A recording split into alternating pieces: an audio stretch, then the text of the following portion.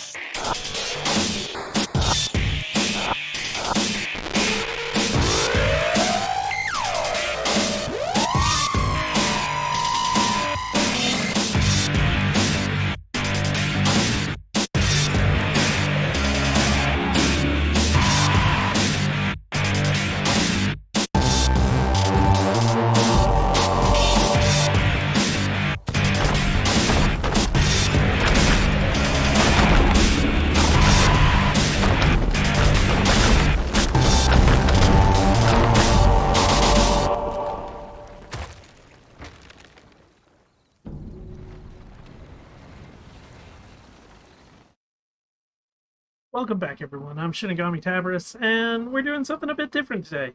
Right now, we're going to be doing our D&D recap from my perspective as the Dungeon Master. The reason we're doing this is my last D&D game, something happened in the microphone, and we're having to do something to fill up that space for my YouTube videos, and so that if we go back and watch these later, the recap is there so that even though the audio is missing, there is still a way to keep up with what happened. I'm probably going to still post the video. It'll just be one of those that, like, I'm not going to make a big hoopla out of it. It'll probably post within seconds of this. Again, it'll have no audio, but you can sort of follow along on the map of what's going on in the game. But as the full recap of it, this was our first game in 3 months almost. We've had one of the players missing due to work, and so it was good to get the whole group back together. With that stated, we did have a little bit of the start was a bit rocky, and it wasn't that it was rocky for any bad reasons. It was we trying to get everybody moving in the proper direction. We were making jokes and everything else and being lighthearted, and that's the way that it typically goes when you've had your time away from the game. But as we started the game, they had their recap, which was the fact that they had gone into the Dwarven fortress, following Paige's character's Nicholas map. Nicholas was looking for, he didn't know what the map led him to or anything like that. And what they did find after spending a little bit of time in the dungeon or fortress or whatever you want to call it, they eventually made their way and they found a dead body wearing odd clothing and a last will and testament, revealing that he is Charles Dube, a character that had been hinted at beforehand, which was the uncle of Paige's character, Nicola. The thing is it's not his actual body. He has intentionally, and he does lay it out in a magical format on a piece of paper, so that anybody that has the ability to read the paper via um, certain magical means, you can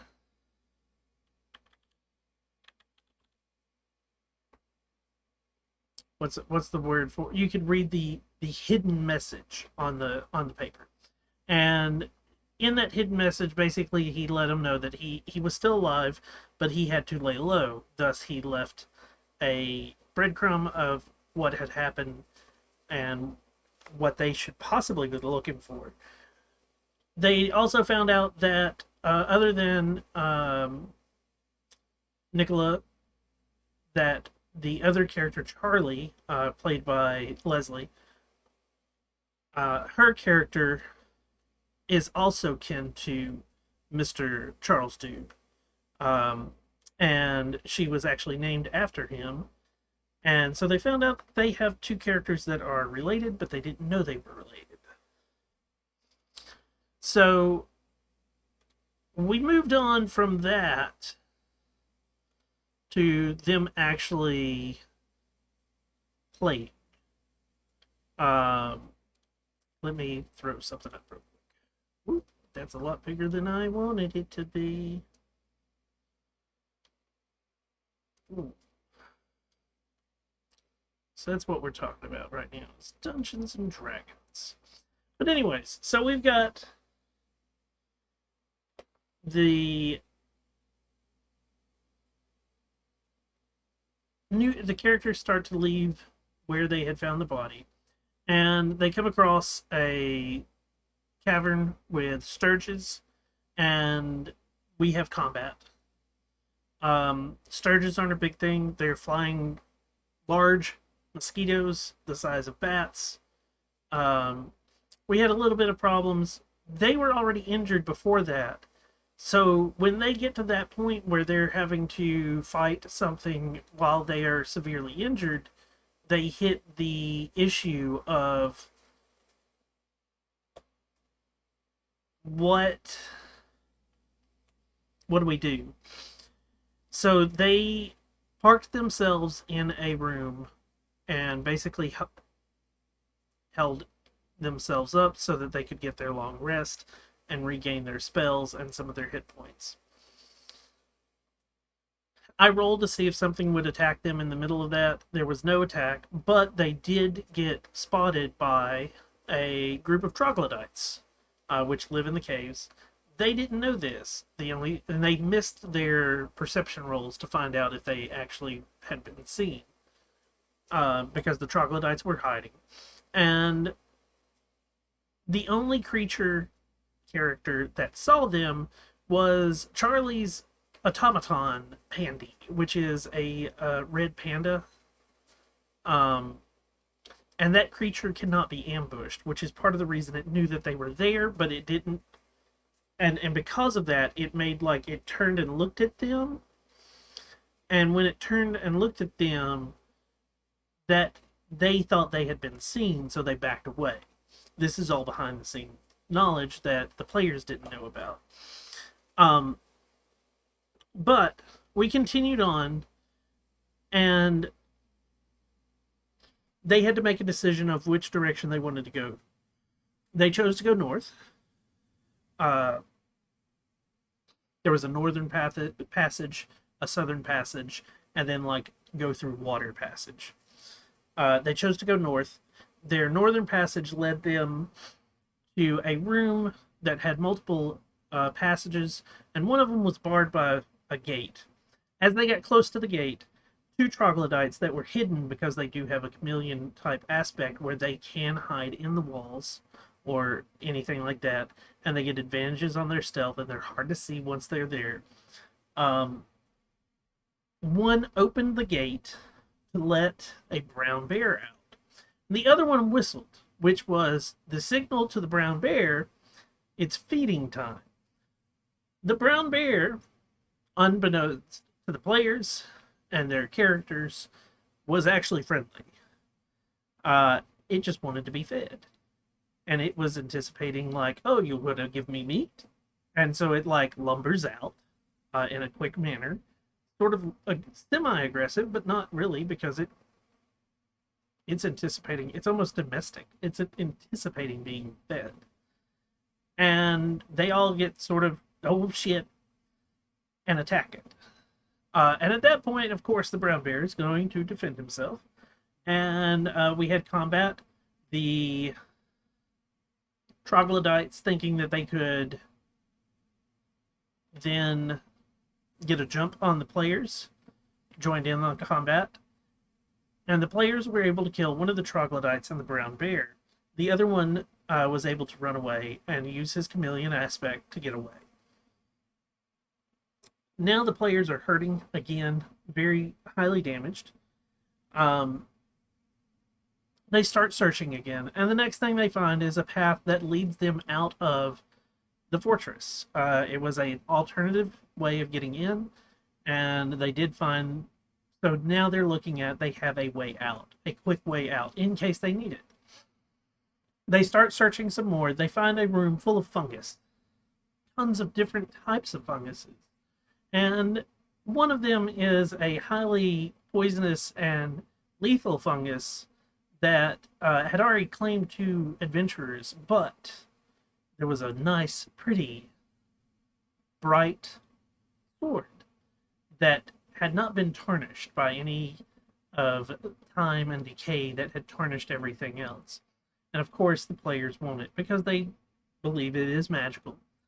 So, our character Damien, played by Brian, goes in and starts to play with the skeleton to get the sword away from it, and almost dies while taking it. And while he's in there, he notices a second skeleton and goes over to it, and it has a silver helm.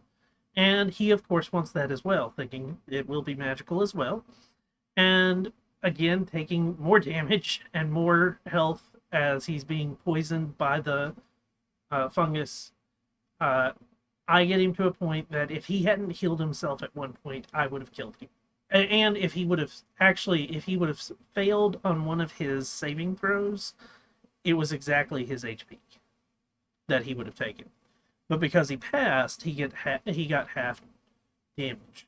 And the half damage was just enough to keep him alive. They get everything out, and they find out that the helm is not magical. It's just very fancy and worth a lot of money. And the sword that they were looking for is a +1 sword, which nothing extra special other than the fact that it's +1. So they continue on their journey. They find a phosphorescent, glowing, bioluminescent, glowing room from a fungus that has bioluminescence in it. And this is the first time that they don't need a torch or anything. And they survey the room. There's multiple exits, multiple entrances. They go up and look, and they find a old crypt for dwarves. And they start exploring the area. None of them speak Dwarvish, so their wizard, Nicola, takes the time to cast a spell and let him be able to read Dwarvish for a short period. He finds out that there are, I think it's 23, if I'm remembering correctly, 23 different sarcophagus, all with Dwarven names. Some of them have warnings of don't disturb the dead. And they choose wisely not to. Whether something would have happened or not, I'm not going to tell, because if my players are watching it, they might want to go back and raid or not raid based on what I say. Things that I can say where like the brown bear that's now dead, how it would have been friendly, I don't mind saying that because there's no way for them to backtrack and take an opportunity for it. Treasure, on the other hand, whether it's there or not, or whether there's a curse or not, or combat or not, that they chose to miss, I'm not going to give any extra information. And if I continue doing these, I don't know if they're going to be liked or not. But if I continue doing these, it's going to be the same way throughout the rest of them if I do more of these. But anyways, they left the sarcophagus and they continue to go. They found out that it looped back to the room that they originally started with, and it was the Southern Pass. So they now know that where the northern and the southern pass. The only pass they don't know is the river pass, where they actually have to wade through the small river. So they go back to the phosphorescent room with all the bioluminescent fungus and find one of the other passes there. And it goes into a fairly large room with the river going through it, but it has a small ledge that then banks, like hard banks, towards the river. And the river, because it is a fast moving river that goes to a waterfall, has actually splashed the ledge and made it very slick and hard to walk on. The two characters that are being brave and walking across the area fail on their acrobatics checks to stay upright while on slippery surface. They both fall into the river at about the same time, and then both fail their strength checks, or strength saving throw, which meant that both of them are swept down the river and over the waterfall. And right before they go out of view,